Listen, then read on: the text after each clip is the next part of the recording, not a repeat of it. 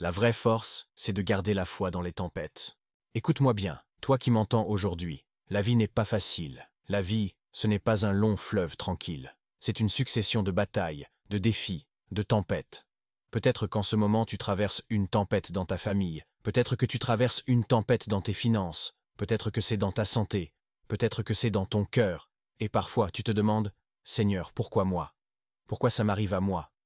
Mais je veux que tu comprennes quelque chose, même dans la tempête, Dieu est là. Regarde l'histoire de Jésus dans Marc 4, 37-39.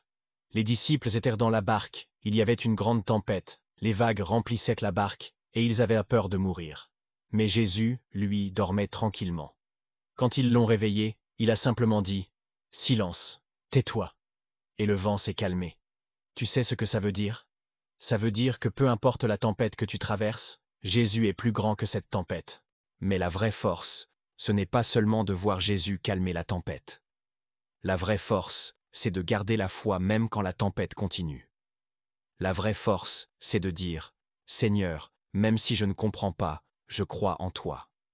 Même si je ne vois pas encore de miracle, je sais que tu es fidèle.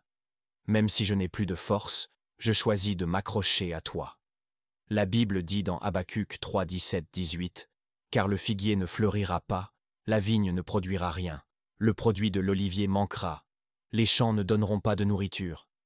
Mais moi, je me réjouirai en l'Éternel. Je tressaillirai de joie dans le Dieu de mon salut. » Et c'est ça, la foi. La foi, ce n'est pas seulement croire quand tout va bien. La foi, c'est croire quand tout va mal. La foi, c'est avancer même quand tu ne vois rien. La foi, c'est tenir ferme même quand tout s'écroule autour de toi. Et je veux te dire, ta tempête n'est pas éternelle. Elle va passer. Les larmes que tu verses aujourd'hui vont se transformer en joie demain. La douleur que tu ressens maintenant va se transformer en témoignage demain.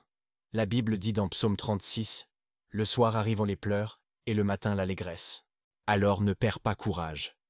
Ne laisse pas ta foi s'éteindre. Même si tout s'écroule, accroche-toi à Dieu. Même si tout le monde t'abandonne, Dieu ne t'abandonnera jamais. Même si tu es dans la vallée de l'ombre de la mort, comme dit le psaume 23, 4. Je ne crains aucun mal, car tu es avec moi.